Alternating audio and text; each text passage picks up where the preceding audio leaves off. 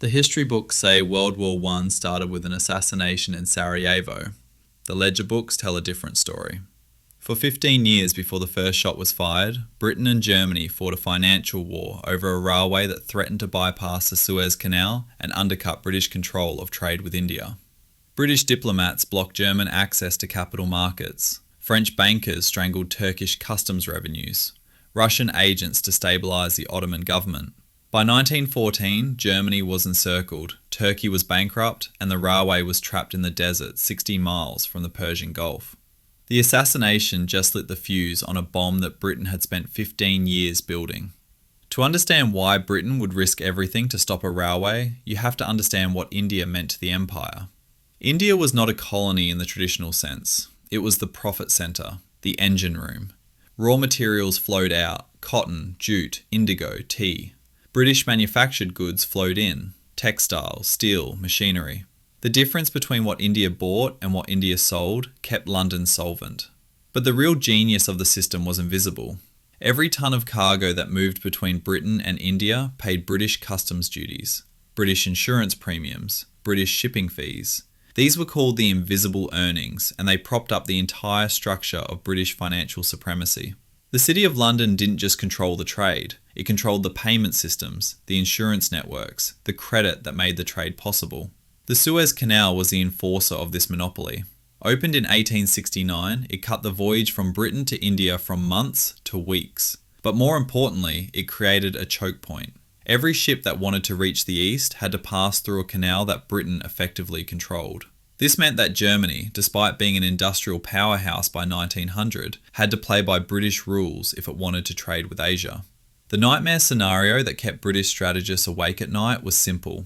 What if Germany could bypass the canal entirely? What if German factories could ship directly to Indian markets by rail, undercutting British textiles and British steel without paying a single British tariff? The mathematics were brutal.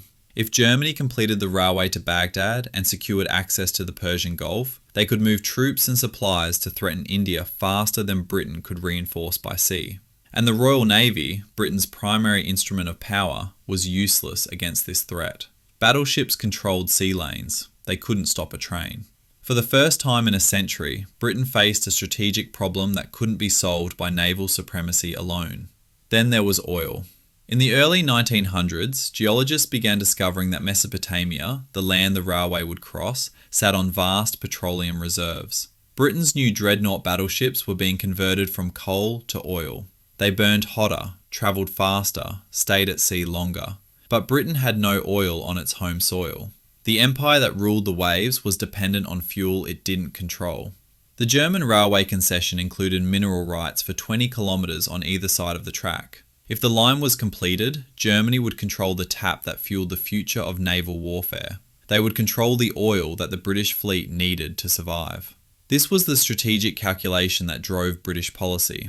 The railway wasn't just a commercial venture, it was an existential threat to the entire structure of British imperial finance. India paid for the Navy protected the route to India. The route to India required control of the canal and the Persian Gulf. And a German railway threatened to make all of it obsolete.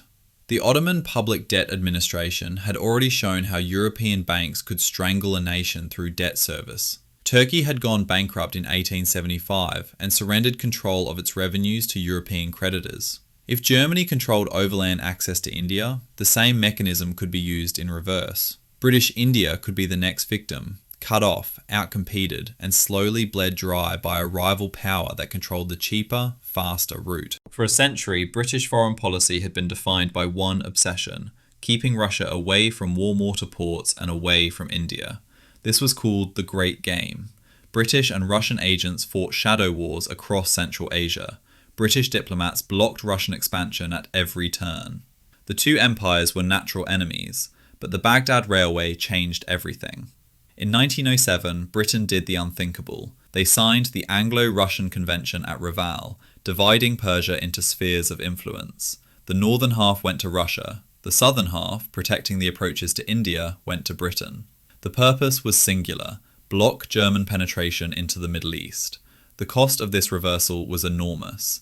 Britain had to accept Russian ambitions in the Balkans. they had to tolerate Russian designs on the Turkish Straits at Constantinople.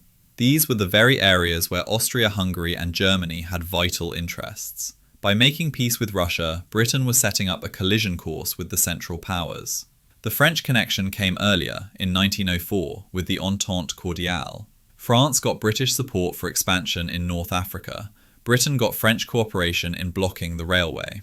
The mechanism was elegant. Both Britain and France held seats on the Ottoman Public Debt Administration, the board of European bankers that controlled Turkish state revenues after the 1875 bankruptcy.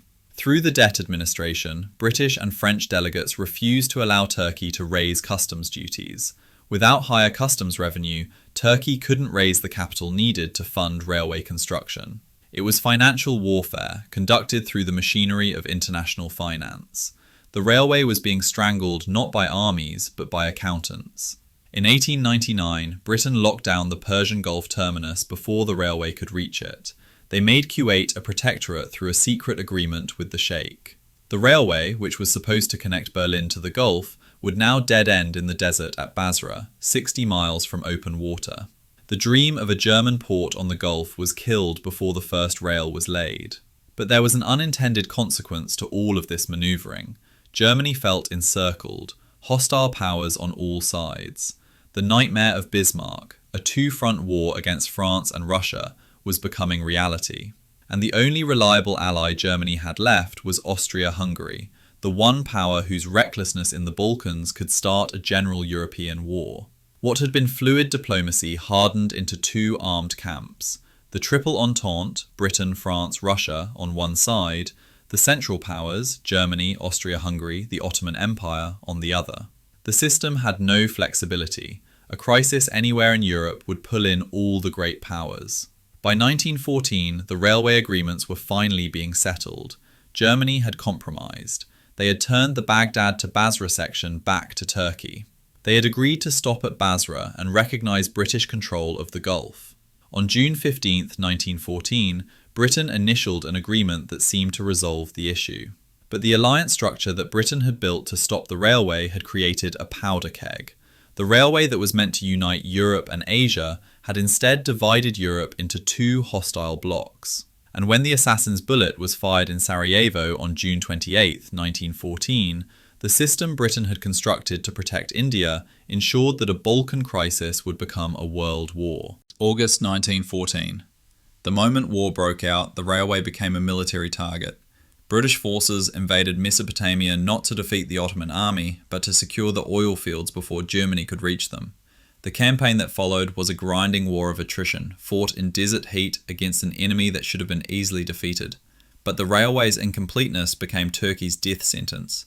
Supply bottlenecks through the Taurus Mountains strangled the Ottoman war effort. Troops and ammunition that should have reached the front in days took weeks.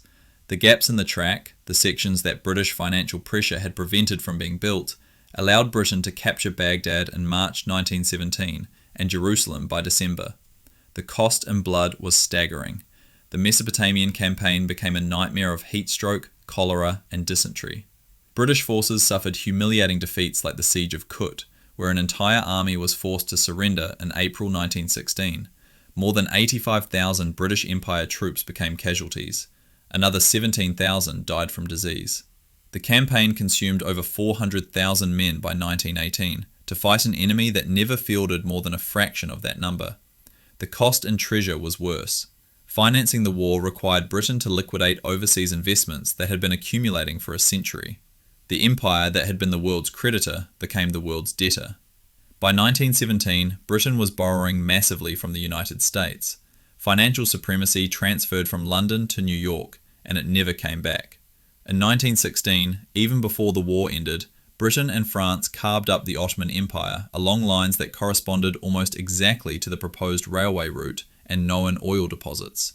The Sykes-Picot Agreement gave Britain the southern part of Iraq and control of Palestine. France got Syria and Lebanon. They were dividing the carcass to ensure that no single power could ever threaten their dominance again. The railway that was meant to unite the region became the knife that divided it. The borders drawn to split the railway's route became the permanent fault lines of the Middle East, ensuring a century of instability in the region Britain had fought to control. The bitter irony was complete. Britain won the war and stopped the railway. They seized the oil fields of Mosul and Kirkuk. They controlled Mesopotamia and Palestine. But the victory was financial suicide.